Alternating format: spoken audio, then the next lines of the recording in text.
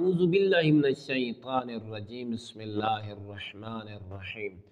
اللہم صلی علی محمد وآل محمد۔ مومنین مسلمین، وہ خوش قسمت شخص جو اللہ کی مساجد کو صاف کرتا ہے، اس کی صفائی کا خیال رکھتا ہے، جھاڑو دیتا ہے، تو اللہ کے نبی اعظم رسول اکرم صلی اللہ علیہ وآلہ وسلم اس کے بارے میں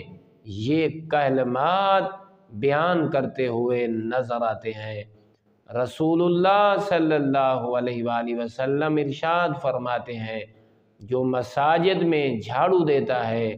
صفائی کرتا ہے، اللہ رب العزت اس عمل کی بدولت اس کے نامہ اعمال میں ایک غلام آزاد کرنے کے برابر اجر اسے نصیب فرماتا ہے۔ اگر کوئی شخص جھاڑو تو نہیں دیتا مگر مسجد سے اسے پیار ہے، اس کا احترام اپنے دل میں رکھتا ہے، اس سے ایک تنکا اتنا سا اگر اٹھا لے جتنا اس کی آنکھوں کے بال ہیں،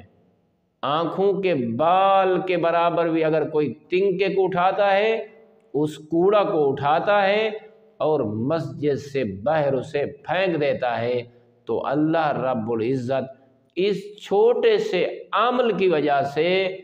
اس کے نامہ اعمال میں اپنی رحمت کے 2 حصے اس کے نام کر دیتا ہے،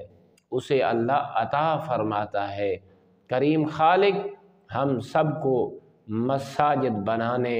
مساجد کو آباد کرنے